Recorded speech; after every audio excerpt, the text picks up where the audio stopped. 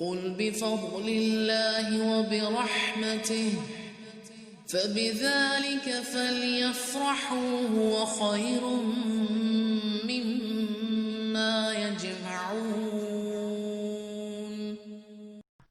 بسم اللہ الرحمن الرحیم۔ اس کے اگلی آیت قرآن پاک کی معروف ترین آیت ہے، سب سے زیادہ لوگ اس کو کوٹ کرتے ہیں لیکن مس کوٹ کرتے ہیں۔ آئیے دیکھیے، لا اکراہ فی الدین، دین کے بارے میں کوئی زبردستی نہیں، ہدایت اور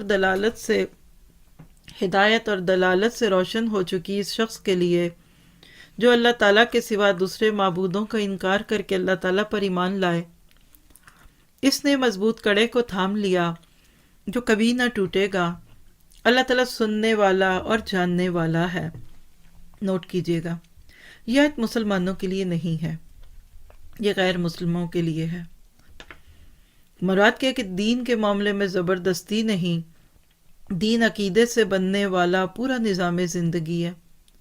کسی کو دین میں داخل کرنے پہ زبردستی نہیں ہے۔ آپ کسی کو گن پوائنٹ پہ بائے ہک اور بائے کھرک اسلام میں داخل نہیں کر سکتے، نہ ہمارے نبی نے ایسا کیا، ورنہ 23 سال کی چپکلش 1-2 مہینے میں پوری ہو جاتی۔ تو یہاں مسلمانوں نے اس کو مس کوٹ کیا۔ لوگ کہتے ہیں مسلمان ہو جاؤ اس کے بعد کوئی پابندی نہیں، نماز پڑھو نہیں کوئی پابندی نہیں، اور سو آن۔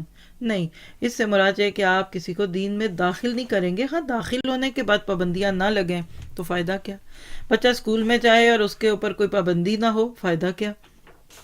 تو بات یہ ہے کہ اسلام کا اعتقادی اور اخلاقی اور عملی نظام کسی پر زبردستی نہیں ٹھوسا جا سکتا۔ طاغوت کی نفی کرنا اور اللہ پر ایمان لے آنا ایسا ہی ہے جیسے ایک مضبوط کڑے کو تھام لینا۔